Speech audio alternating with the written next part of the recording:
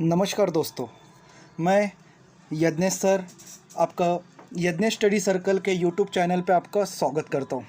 दोस्तों, आज हम बात करेंगे फिज़िक्स के बारे में। आपको पता ही है कि महाराष्ट्र ने न्यू सिलेबस 2020 में लॉन्च कर दिया है। 12 का पूरा सिलेबस चेंज हो गया है और सभी ज़्यादा बच्चों को डिफ़िकल्टी जाती है फिज़िक्स में, क्योंकि फिज़िक्स की लैंग्वेज थोड़ी हार्ड होती है, टोटली साइंटिफिक होती है। इस बार थोड़े से हार्ड वर्ड का भी इसमें इस्तेमाल किया हुआ है, लेकिन मैं प्रयास करूंगा बेटा कि बहुत ही आसानी से आपको हर एक लेसन प्रॉपरली आपको रिवाइज कर सकूं, ताकि आपको फिज़िक्स सब्जेक्ट में कोई डिफ़िकल्टी नहीं लगे। तो ठीक है, लेकिन तो हम स्टार्ट करते हैं रोटेशनल डायनामिक्स का फर्स्ट लेसन। ओके, इसके वीडियो जो है मैं छोटे पार्ट में आपको अपलोड करते जाऊंगा, ताकि आपको समझने में भी आसानी हो और आप अच्छे से पढ़ सके। बहुत ही शॉर्ट नोट्स में भी मैंने इस वीडियो को बनाया हुआ है। तो चलिए स्टार्ट करते हैं रोटेशनल डायनामिक का फर्स्ट पार्ट। दोस्तों, लेसन की स्टार्टिंग होती है कुछ क्वेश्चन से, जिसमें पहला क्वेश्चन उन्होंने पूछा हुआ है, what is circular motion. Circular motion होता क्या है। What is the concept of centre of mass. Centre of mass का कंसेप्ट क्या है। What is kinematical equation of motion. Motion में काइनोमेटिकल इक्वेशन किस तरीके से इस्तेमाल किए जाते हैं। साथ ही चौथा सवाल उन्होंने पूछा है, do you know real and pseudo force, their origin and application. ये 4 क्वेश्चन से उन्होंने शुरुआत की है। तो हम वन बाय वन सभी क्वेश्चन के बारे में डिटेल में पढ़ेंगे। सबसे पहला सवाल उनका जो है कि व्हाट इज़ सर्कुलर मोशन। बगल में आपको एक डायग्राम दिखाई दिया है, जिसमें मून अर्थ के रोटेशन कर रही है। मतलब क्या कर रही है, सर्कुलर पाथ परफॉर्म कर रही है। वो एक पर्टिकुलर मोशन से अर्थ का एक चक्कर लगा रही है। और दोस्तों, यही होता है कि अगर एक प्लैनेट दूसरे प्लैनेट के इर्द गिर्द जो रोटेशन लगाता है, चाहे कोई भी वो एक ऑब्जेक्ट हो, जो एक ऑब्जेक्ट से दूसरे ऑब्जेक्ट को जो सर्कुलर पाथ में रोटेशन करता है, that is called circular motion. Fan circular motion perform करता है। ठीक है, तो चलिए हम सर्कुलर मोशन की अभी डेफिनेशन देख लेते हैं कि सर्कुलर मोशन की डेफिनेशन क्या है। Circular motion is a movement, ये एक प्रकार की मूवमेंट है ऑफ एन ऑब्जेक्ट, जो किसी भी एक ऑब्जेक्ट के इर्द गिर्द घूमती है, along the circumference of a circle. मतलब कौन सा पाथ परफॉर्म करता है, वो राउंड पाथ परफॉर्म करता है, सर्कुलर पाथ परफॉर्म करता है। और rotation along a circular path. ठीक है, चाहे circle circumference of a circle path बोलो या रोटेशन पाथ बोलो, वो रोटेट होते रहता है। इट कैन बी यूनिफॉर्म, या तो वो कंटिन्यू एक ही स्पीड से रोटेट होते रहेगा with a constant angular rate of rotation and constant speed. Continue एक ही स्पीड से वो रोटेट होते रहेगा, दैट इज़ यूनिफॉर्म, एक तरीके। जैसे फ़ैन को अगर आप चौथे स्पीड में अगर सेट कर देते, तो वो चौथे स्पीड से ही वो रोटेट होते रहेगा, ना वो 3 पे आएगा ना 2 पे आएगा। इसी का मतलब है वो यूनिफॉर्म सर्कुलर मोशन परफॉर्म करता है। और दूसरा है non uniform, with a changing the rate of rotation. उसकी रोटेशन हमेशा कैसी होती रहेंगी, चेंज होती रहती है। मान के चलो आप गार्डन में दौड़ लगा रहे हो, और गार्डन का जो सर्कल है वो कैसा है, राउंड शेप में। आप दौड़ना चालू किया, तो आप कंटिन्यू 40 के स्पीड से दौड़ते रहोगे कि नहीं। कभी आपकी स्पीड 20 की होगी, कभी 40 की होगी, कभी 60 की भी होगी, फिर एकदम से 0 भी हो जाएगी जब आप थक जाते हो। मतलब क्या है, आपकी जो स्पीड है सर्कुलर स्पीड, वो कैसी है, नॉन यूनिफॉर्म है। और इसीलिए ऐसी स्पीड जो कैसी होती है, चेंज होते रहती है, कम ज़्यादा होते रहती है। ऐसे स्पीड को कहा जाता है, ऐसे मोशन को कहा जाता है non uniform circular motion. I hope आपको ये पार्ट समझ में आ गया। आगे देखते हैं। There are 2 different types circular motion. Circular motion के कितने टाइप होते हैं, 2। पहले को कहा जाता है यूनिफॉर्म सर्कुलर मोशन, जो कि हमने अभी देखा, UCM. And non uniform circular motion, जिसे NUCM भी कहते हैं शॉर्ट में। इन यूसीएम द एंगुलर स्पीड, अगर हम सिर्फ यूनिफॉर्म सर्कुलर मोशन की, कांस्टेंट स्पीड मोशन की अगर बात करें, तो उसमें एंगुलर स्पीड, एक्सेलरेशन, ये 2 चीज़ें उसमें कांस्टेंट रहती है, लेकिन एंगुलर वेलोसिटी ये बदलती रहती है। वही अगर हम बात करें नॉन यूनिफॉर्म सर्कुलर मोशन की, तो उसमें भी एंगुलर स्पीड उसमें मात्र एंगुलर स्पीड जो होती है वो चेंज होती रहती है। ठीक है, तो यूसीएम में क्या होती है, वेलोसिटी चेंज होते रहती है, लेकिन नॉन यूनिफॉर्म सर्कुलर में क्या होता है, एंगुलर स्पीड चेंज होते रहती है। ठीक है, अब हम एग्जाम्पल देखेंगे यूनिफॉर्म सर्कुलर मोशन के कि उसके क्या एग्जाम्पल है। पहला है a ball rolling on a floor in a constant velocity. अगर कोई बॉल अगर आप फ्लोर पे अगर ऐसे सरकाते हो, ढकेलते हो, फोर्स अप्लाई करते हो, तो वो बॉल रोटेट होते गोल गोल करके जिस स्पीड से जाता है, कांस्टेंट स्पीड से, तो वो भी एग्जांपल आपका सर्कुलर मोशन में आएगा। दूसरा, an artificial satellite orbiting the earth at a constant height. अब आर्टिफिशियल सैटेलाइट बोले तो आर्यभट्ट, ये आर्टिफिशियल सैटेलाइट जो भेजा गया था, तो अर्थ के इर्द गिर्द जो आर्टिफिशियल सैटेलाइट रोटेट होता है, ठीक है, तो वो भी कैसा होता है, कांस्टेंट स्पीड से ही कंटिन्यू, उसकी स्पीड चेंज नहीं होती है, एक सेट कर दिया तो वो स्पीड से वो रोटेट होते रहता है। तो ये भी एग्जांपल क्या है अपना यूनिफॉर्म सर्कुलर मोशन का। ओके, और हम नॉन यूनिफॉर्म सर्कुलर मोशन का एग्जांपल क्या देखेंगे कि नॉन यूनिफॉर्म में क्या आता है, ऑसिलेशन ऑफ पेंडुलम। पेंडुलम जाता है, कुछ समय रुकता है, फिर रिटर्न आता है, जाता है और फिर एक पर्टिकुलर पॉइंट पे रुक के वो रिटर्न अपनी क्या बोलते हैं, पीरियोडिक मोशन जो है वो परफॉर्म करते रहता है। दूसरा कौन सा एग्जाम्पल है नॉन यूनिफॉर्म सर्कुलर मोशन का, jogging in the park. Park में आप जॉगिंग करते हो तो आपकी जो स्पीड होती है वो कम ज़्यादा होते रहती है। तो आई होप आपको सर्कुलर मोशन समझ में आ गया कि सर्कुलर मोशन और उसके कौन से दो टाइप है, कौन से, यूनिफॉर्म सर्कुलर मोशन और नॉन यूनिफॉर्म सर्कुलर मोशन। चलो नेक्स्ट सवाल इनमें पूछा गया है कि what is the concept of centre of mass. अब सेंटर ऑफ मास क्या होता है, the centre of mass of an object is the point at which the object can be balance object then act through its this point. आपने देखा होगा कि school में आपका एक बच्चा जो होता है वो टैलेंटेड होता है, वो अपने एक ही उंगली में पूरी की पूरी वो बुक क्या करता है, गोल घुमाते रहता है, सर्कुलर घुमाते रहता है। बुक का साइज़ कैसा होता है, बड़ा होता है। ओके, बुक का साइज़ कैसा होता है, बड़ा होता है, और वो कैसा होता है, पूरे इतने बड़े बुक के मास को वो एक छोटी सी एक उंगली के पॉइंट पे वो रोटेट करता है। ठीक है, तो इसका मतलब क्या होता है कि उस बुक का पूरा मास पर्टिकुलर कहाँ पे स्टोर हो गया, उस स्टूडेंट के, उस बच्चे के एक उंगली पे। ओके, यानी जिस पॉइंट पे, यानी सर्कल का पूरा मास जो सेंटर में आके स्टोर होता है, रुक जाता है, उसे हम कहते हैं सेंटर ऑफ मास। ओके, और इसका मैंने पिक भी आपको भेजा हुआ है कि किस तरीके से वो स्टूडेंट किताब को हो रहा है। आई होप आपको ये सेंटर ऑफ मास का कंसेप्ट समझ में आ गया। दूसरा एग्जांपल इसमें क्या दिया है, एक the centre of mass of a uniform disc shape would be at this its centre. बगल में उसके मैंने वो एग्जाम पिक आपको दी है ताकि आपको समझ में आ जाएगा कि डिस्क किस तरीके है, उसमें सेंटर ऑफ मास है और वो क्या होता है, पूरे वेट को क्या कर रहा है, उस सेंटर से क्या कर रहा है, बैलेंस कर रहा है। ठीक है, तो अब नेक्स्ट क्वेश्चन देखते हैं हम, what is the kinematical equation of motion. Kinematical equation, physics पढ़ रहे हो बेटा तो आपको ये काइनेमेटिकल इक्वेशन समझना पड़ेगा। अगर आप ये नहीं समझ पाते हो तो आपको फिजिक्स बिल्कुल नहीं आएगा, क्योंकि फिजिक्स का पूरा कंसेप्ट ही फॉर्मूले पे है, एक्सप्रेशन पे है, उसके डेरिवेटिव्स पे है। ठीक है, तो ये काइनेमेटिकल इक्वेशन मोशन पढ़ते हो तो आपको उसके फॉर्मूले पढ़ना पड़ेगा। तो क्या होता है, अगर मैं इसको काइनेमेटिकल इक्वेशन को अगर डेफिनेशन में अगर एक्सप्लेन करूँ तो क्या होगा, this equation are known as kinematical. किसे कहेंगे हम काइनेमेटिकल इक्वेशन, कि there are the variety of quantities associated with the motion of object, displacement and distance, velocity को हम स्पीड भी कह सकते हैं, acceleration and time. The knowledge of each of these quantities provide the descriptive information about an object of motion. चलो एक छोटा सा एग्जांपल मैं बताता हूँ। मान के चलो आलू है, आलू की हम तरह तरह के वैरायटी की सब्जियां बना सकते हैं। दम आलू बना सकते हैं, साथ में आलू का कोफ्ता बना सकते हैं, आलू और बैगन की सब्जी बना सकते हैं। तो आलू का हम अलग अलग मोड पे क्या करते हैं, उसका एक्सप्लेन करते हैं, डिराइव्ड करते हैं, उसी तरीके से मोशन भी है। मोशन को हम डिस्प्लेसमेंट भी कह सकते हैं और उसको कभी डिस्टेंस में भी कहते हैं। वेलोसिटी, हम उसको वेलोसिटी भी कहते हैं, कभी उसको स्पीड के फॉर्म में भी हम इस्तेमाल करते हैं। एक्सेलरेशन एंड टाइम, इसका अलग अलग लेवल पे अलग अलग हम इसका इस्तेमाल करते हैं।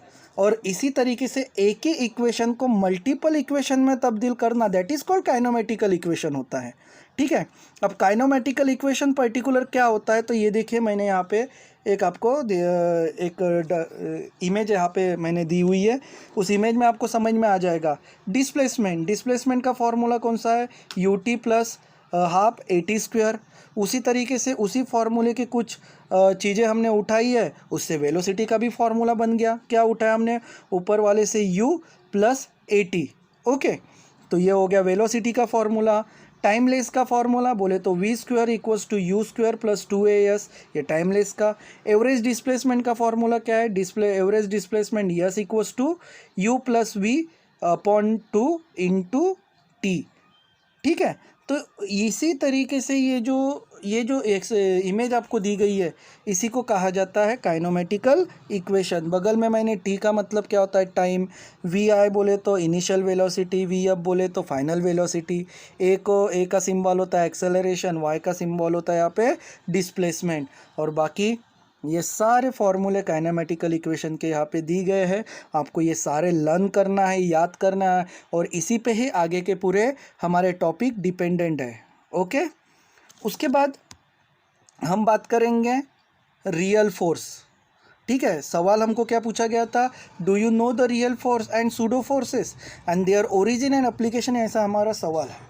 ठीक है, रियल फोर्स क्या होता है, रियल का मतलब आपको समझ में आ ही गया होगा कि जो हमारे आंखों के सामने होता है, दिखता है। ठीक है, जिसे हम प्रूव कर सकते हैं, वो है रियल फोर्स। ठीक है, so real force are those which arise due to the actual interaction between the object. ठीक है, मान के चलो आप और आपका फ्रेंड है, आप अपने फ्रेंड को तमाच मारते हो, थप्पड़ मारते हो, तो दो ऑब्जेक्ट है, मतलब दिखाई देता कि आपने उसको मारा और यहाँ पे पीड़ित भी है और गुनहगार भी है, तो आमने सामने दिखाई देता है, इसलिए हम कह सकते हैं कि ये रियल फोर्स है। ठीक है, रियल फोर्स में आपको यहाँ पे दिखाई दे रहा है कि एक बच्चा है जिसने एक स्टोन रबर बल के उसने पैक करके रखा है, और वो क्या कर रहा है, उस स्ट्रिंग को रोटेट कर रहा है, जिसके हाथों पे क्या पड़ रहा है, वेट पड़ रहा है। ठीक है, और स्टॉप क्लॉक भी दी है कि वो कितने समय पे होता है। ये रियल फोर्स का एग्जाम्पल है यहाँ पे। ठीक है, अब हम बात करते हैं सूडो फोर्स। ये एक इमेजिनरी फोर्स होता है, जैसे कि बोलते हैं ना, भूत होता है, लेकिन होता है पर हमें दिखाई देता है क्या, नहीं दिखाई देता है, यानी एक इमेजिनरी फोर्स होता है। ठीक है, जिसे हम प्रूफ नहीं कर सकते हैं।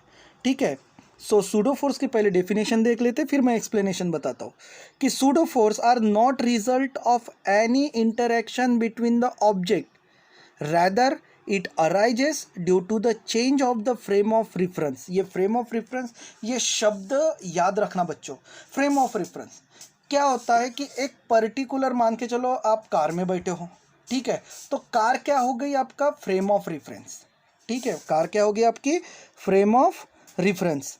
ठीक है, आप उसमें बैठे हो, ओके, अचानक गाड़ी आपकी 60-70 की स्पीड से है, ओके, और जैसे ही ड्राइवर ने ब्रेक दबाई तो आप क्या होती है, फट से आप आगे की तरफ झुकते हो।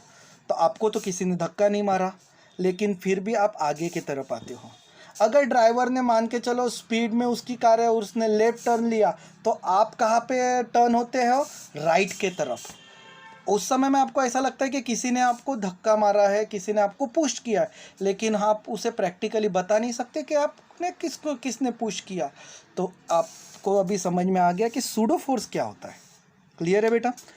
A pseudo force is the apparent force that act all the masses whose the motion is describing using the non-inertial frame of a reference, and that is undergoing acceleration with respect to an inertial frame। Okay, तो आपको अगर ये force, अगर आपको pseudo force experience लेना है, तो ये कैसा होता है कि आपको फ्रेम ऑफ रेफरेंस में रहना पड़ेगा और उसी के हिसाब से आप में वो प्रेशर अप्लाई होगा।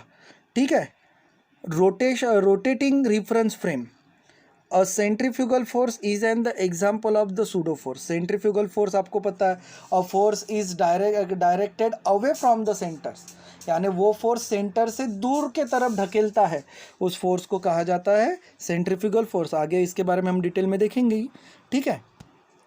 आगे हम बात करेंगे, यहाँ पे आपको एक एग्जांपल के तौर पे ये एक इमेज दी गई है कि बाल्टी में अगर हम क्या कहते हैं पानी भरते हो और आप उसको सर्कुलर गोल गोल घुमाते हो तो पानी नीचे नीचे नहीं गिरता है। क्यों? क्योंकि पानी जो एक्ट करता है, जो रेड एरो आपको दिखाई दे रहा है, वो सेंटर के अवे अपोजिट डायरेक्शन में वर्क करता है, जिस वजह से पानी नीचे नहीं गिरता है, ठीक है। तो उसको नीचे गिरा नहीं, इसको नहीं गिराते तो वो क्यों, कौन सा फोर्स वहाँ पे वर्क करता है? इमेजिनरी फोर्स होता है वो, तो दैट इज सूडो फोर्स उसको कहा जाता है, ठीक है। आई होप आपको ये पॉइंट समझ में आ गया होगा। आगे ये एक इम्पॉर्टेंट कंसेप्ट है बेटा, लीनियर मोशन और रोटेशन मोशन। अब रोटेशनल डायनामिक हम पढ़ रहे हैं तो आपको ये समझना बहुत ज़रूरी है। ये रोटेशनल मोशन को एंगुलर मोशन भी कहा जाता है, याद रखना, रोटेशनल मोशन को क्या कहा जाता है? एंगुलर मोशन, ठीक है। आपको इससे पहले आपके सर ने या आपने पढ़ा होगा लीनियर मोशन और एंगुलर मोशन, तो एंगुलर मोशन को ही रोटेशनल मोशन कहा जाता है, ठीक है। और ये सारे के सारे 11 के 11 पॉइंट बेटा याद रखो, क्योंकि पूरा फिजिक्स में ये बार बार रिवाइज हुआ है और आपको समझ में आना चाहिए कि ये होता क्या है, ठीक है। हम क्या देख रहे हैं? Linear motion and rotational motion के डिफरेंसेस देख रहे हैं, ओके। सबसे पहले हम देखेंगे पहला पॉइंट क्या है, पोजीशन और लीनियर डिस्प्लेसमेंट, जिसको इंडिकेट किया जाता है एक्स से। अगर आप सीधे जा रहे हो, सीधे जा रहे हो तो आपका कैसा है, आपका डायरेक्शन कौन सा है, आपका डिस्प्लेसमेंट कौन सा है? आप सीधे डायरेक्शन में जा रहे हो, रिटर्न नहीं आ रहे हो, तो ये क्या होता है? लीनियर डिस्प्लेसमेंट कहलाएगा, जिसको एक्स से डिनोट करते हैं। वही अगर हम बात करते हैं आपकी एंगुलर डिस्प्लेसमेंट और पोजीशन की, तो एंगुलर डिस्प्लेसमेंट को डिनोट किया जाता है थीटा से। अब हम बात करेंगे सेकेंड पॉइंट की, लीनियर वेलोसिटी। लीनियर वेलोसिटी का फॉर्मूला क्या है? Rate of change of linear displacement with respect to time, okay. और वही हम रोटेशनल मोशन की अगर बात करें एंगुलर वेलोसिटी की, तो उसकी डेफिनेशन क्या आती है कि rate of change of angular displacement with respect to time, ठीक है। तो एंगुलर वेलोसिटी को किससे डिनोट किया जाता है? ओमेगा से, ओके। तो ये कंपैरिजन आपको याद रखना है।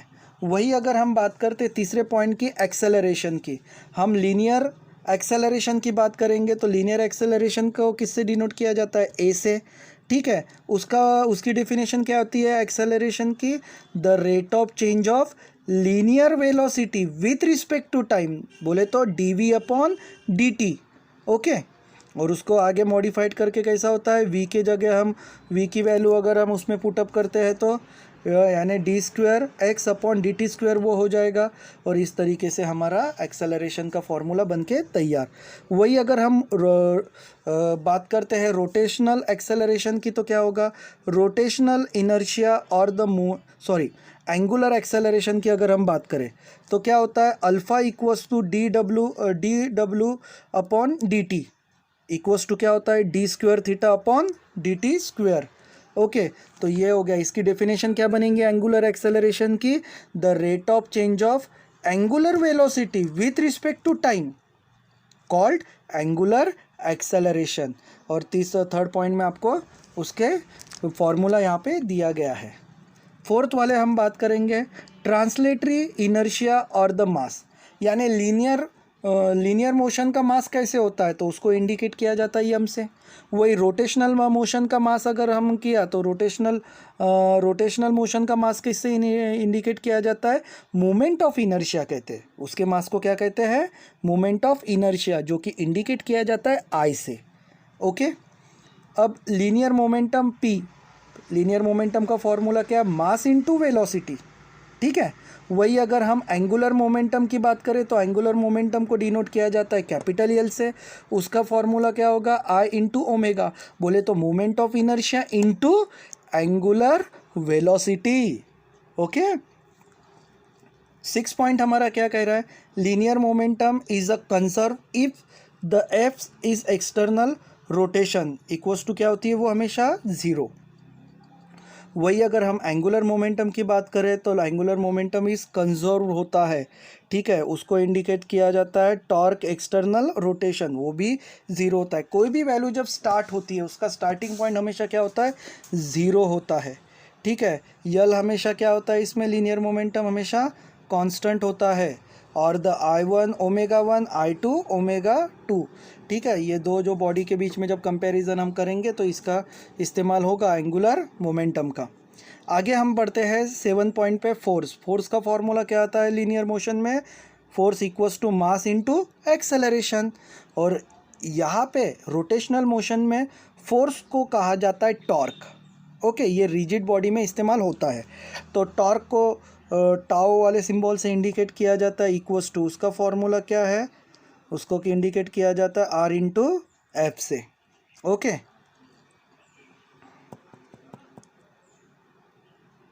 इतना क्लियर है बेटा आपको, तो ये हमारा ओके। आगे हम देखते हैं न्यूटन्स लॉ। न्यूटन्स लॉ क्या है हमारा, force equals to D P upon D T, और कंजर्वेशन न्यूटन्स लॉ को क्या कहा जाता है, tau equals to D L upon D T. वही 9th में काइनेटिक एनर्जी का क्या फॉर्मूला आता है, kinetic energy equals to half M V square, ठीक है। उसी को आप कह सकते हो कि आप लीनियर मोमेंटम भी कह सकते हो, मोमेंटम यानी power P square upon 2m, okay. Kinetic energy of the rotation का क्या फॉर्मूला है, K rotation equals to half I omega square equals to L square upon 2i, ठीक है। 10वें में हम देखेंगे, 10वें पॉइंट में वर्क डन का फॉर्मूला। वर्क डन का फॉर्मूला क्या आता है लीनियर मोशन में, work done equals to force into displacement. और रोटेशनल वर्क डन में क्या आता है, रोटेशनल वर्क डन को भी W से इंडिकेट किया जाता है, जिसमें आता है force into angular displacement, okay. और 11th है अपना पावर का फॉर्मूला, बोले तो ओमेगा यानी वर्क डन अपॉन क्या आता है T, बोले तो इनडायरेक्टली वो क्या हो जाता है, फोर्स इनटू लीनियर वेलोसिटी। और यहाँ पे भी पावर का फॉर्मूला क्या होगा, कि पावर का फॉर्मूला क्या होगा यहाँ पे, torque into angular velocity, okay. I hope आपको ये सारे फॉर्मूले याद रखना है बेटा, ये आपको इस्तेमाल हो गए। बाकी यहाँ पे डिटेल में मैंने लीनियर और एंगुलर का यहाँ पे चार्ट दिया है, आप दोनों के कंपैरिजन करके यहाँ पे देख सकते हो, velocity, acceleration, displacement, motion with cancelled with time cancelled out, okay. ये सारी चीज़ें आप इसमें स्टडी कर सकते हो। आगे हम बात करेंगे सेंट्रीपिटल फोर्स के बारे में, कि सेंट्रीपिटल फोर्स होता क्या है। A force that act on a body moving a circular path and is directed toward the centre around, यानी कोई भी बॉडी रोटेट हो रही है, घूमते घूमते कुछ भी होने के बाद वो जो बॉडी रोटेट हो रही है वो आके कहाँ पे रिवर्स होके आएगी, वो वापस आएगी अपने सेंटर के तरफ। अगर सेंटीपिटल फोर्स अगर रोटेट होता है, अगर वो जब ख़त्म होगा तो वो जो बॉडी उसके सरकमफरेंस में रोटेट हो रही है तो वो कहाँ पे झुकेगी, डायरेक्टली सेंटर के तरफ। तो इसीलिए कहा गया डायरेक्टेड टूवर्ड द सेंटर। तो ऐसा फोर्स जो बॉडी को सेंटर के तरफ झुकाता है उसे कहा जाता है centripetal force which the body is moving, okay. इसका दूसरा पॉइंट क्या आएगा, it is a real force, इसे हम एक्सप्लेन कर सकते हैं, तो ये रियल फोर्स होता है। थर्ड पॉइंट क्या है इसका, it exist in a inertial as well as non inertial frame of reference. ये अगर फ्रेम में रही तो भी हम एक्सप्लेन करके, विदाउट फ्रेम में रही तो भी हम उसको एक्सप्लेन कर सकते हैं, ठीक है। Centripetal force is necessary for maintaining the circular motion, और सर्कुलर मोशन को प्रॉपर वे से रखने के लिए, किसी भी चीज़ को सर्कुलर घुमाने के लिए ये सेंट्रीपिटल फोर्स हमें बहुत ज़रूरी होता है। सेंट्रीपिटल फोर्स का फॉर्मूला भी देखेंगे। सेंट्रीपिटल फोर्स का फॉर्मूला क्या है, F equals to mv² upon r, ठीक है। अब इसके एग्जाम्पल देखते हैं। एग्जाम्पल में क्या क्या आएगा, ठीक है। The tension in the rope and the tether ball. Tether ball में क्या होता है कि अगर कोई बॉल अगर रोटेट करते हैं, उसको प्रेशराइज करते हैं, तो वो वापस कहा जाता है सेंटर पे ही रोटेट होके वापस आता है। दूसरा, the force of earth gravity on the moon. Moon जो होता है वो सर्कुलर पाथ से ही कैसा होता है, रोटेट होता है, ये एग्जांपल है। तीसरा है friction between the roller stack and the pink floor, bank roadways force act on a car, ये भी एग्जांपल हम इसमें देखेंगे। फिफ्थ एग्जांपल क्या है इसका, force on the tube of the spinning centrifugal force. Okay, तो ये भी क्या होता है कि फोर्स को अगर जब रोटेट करते हो, अगर बॉल भी अगर जाता है तो ये सेंट्रीफ्यूगल में जाके यानी सेंटर के अंदर ये रोटेट करता है, मुड़ के वापस आता है। ठीक है, यहाँ पे एक डायग्राम के तौर पे हमने सेंट्रीपिटल फोर्स का एग्जांपल यहाँ पे दिया हुआ है। सेंट्रीफ्यूगल फोर्स के बारे में हम डेफिनेशन देखेंगे। क्या होता है centrifugal force? A force that act on the body moving in a circular path. Definition इसकी सेंट्रीपिटल और इसकी सेम है, बस वहाँ पे हम टूवर्ड द सेंटर देखते थे, यहाँ पे directed away from the centre. ये पॉइंट इंपॉर्टेंट है कि ऐसा फोर्स जब वो सर्कुलर पाथ परफॉर्म करता है तो वो बॉडी जो होगी वो कहा जाएगी सेंटर से दूर होके गिरेगी, सेंटर के बाहर होके गिरेगी। ठीक है, around which the body is moving.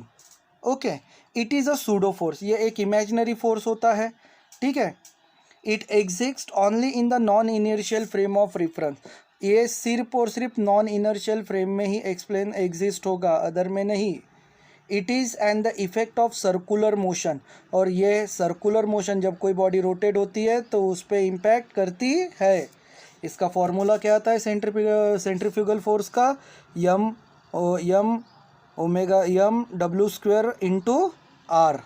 Okay, यहाँ पे जो पीक में आपको सेंट्रीफ्यूगल का एग्जांपल दिखेगा कि जब वो बॉल फेंकेगा तो वो सेंटर से बाहर होके गिरेगा। इसका एग्जांपल भी हम देखते हैं। ठीक है, the earth revolution around the sun. ठीक है, अर्थ किसके इर्द गिर्द रोटेट हो रही है, सन के। ये एग्जांपल है सेंट्रीफ्यूगल फोर्स का। Tether ball connected to the pole by the string. ये जो सेकंड का जो एग्जांपल है मैंने दूसरे वाले पीक में आपको पीक इसमें दी गई है कि एक येलो कलर का बॉल लटकाया हुआ है और वो कैसे कर रहा है, दूर हो रहा है। अगर आप उसको पुश करते हो तो वो बाहर जाने का प्रयास करता है। द पैसा ये जो टीथर बॉल का जो खेल है वो ज़्यादातर यूएस में ज़्यादातर खेला जाता है बच्चों के, इसमें पार्क में वो होता है। The passenger feeling the push outward on the merry go round. Merry go round में तो आप बचपन में और अभी भी बगीचे में पार्क में जाते तो मैरी गो राउंड में आप देखते हो कि जब वो गोल गोल घूमता है, अगर उसका हाथ अगर छोड़ देते हो उससे तो आप सेंटर के तरफ नहीं गिरेंगे, आप एकदम से बाहर के तरफ गिरेंगे। तो ये सेंट्रीफ्यूगल का एग्जाम्पल है। आई होप बच्चों आपको सारे यहाँ के पॉइंट क्लियर हो गए होंगे। ठीक है, अगर आपको कुछ भी अगर इसमें दिक्कत आती है तो आप मुझे कमेंट बॉक्स में कमेंट कर सकते हो। ठीक है, मैं जल्द ही इसका सेकंड पार्ट अपलोड कर दूंगा ताकि आपको और भी डिटेल में फिजिक्स के बाकी के लेक्चर समझ में आए। ओके, अगर आपको ये वीडियो अच्छा लगा होगा तो प्लीज़ सब्सक्राइब कीजिए, लाइक बटन पे क्लिक कीजिए और अपना प्यार इसमें ज़रूर दीजिए।